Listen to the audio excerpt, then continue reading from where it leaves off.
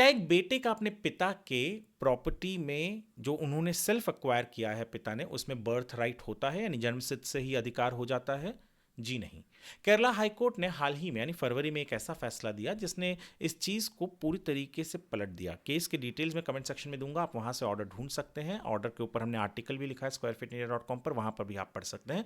आइए बढ़ते हैं कहानी की तरफ। 1925-26 में एक व्यक्ति ने एक प्रॉपर्टी खरीदी थी, उनके मरने के बाद उनके बेटों को मिली।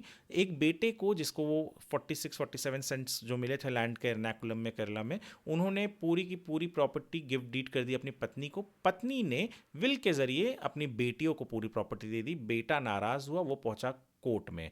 केरला हाई कोर्ट ने कहा कि भाई आप इस प्रॉपर्टी में हिस्सा नहीं मांग सकते क्योंकि ये सेल्फ एक्वायर्ड है। तुम्हारे ग्रैंडफादर ने सेल्फ एक्वायर किया था, तो बाप के पास भी जब आया तो ये सेल्फ एक्वायर है, ये एंसेस्ट्रल नहीं है, यानी जनरेशन से तुम्हारे पास नहीं आ रही, तो तुम्हारा इसमें कोई बर्थ राइट नहीं है। और इसी बात को लेकर केरला हाईकोर्ट ने कहा कि तुम्हारे पिताजी ने जो गिफ्ट डीड की थी अपनी पत्नी को यानी तुम्हारी माँ को, और उन्होंने जो तुम्हारी बहनों को यानी अपनी बेटियों को विल में दे दिया, वो बिल्कुल वैलिड है। तुम्हारा बर्थ राइट नहीं है सेल्फ एक्वायर्ड प्रॉपर्टी में बाप के, तो तुम्हें नहीं मिल रहा है, तो हम उसमें कुछ नहीं कर सकते।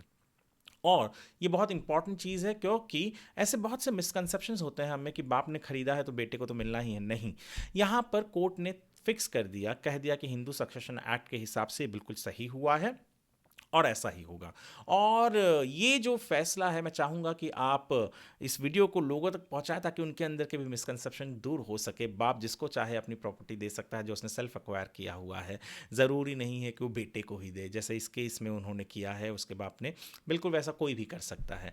तो बहुत इंपॉर्टेंट वीडियो है, लाइक करें, शेयर करें, सेव करें।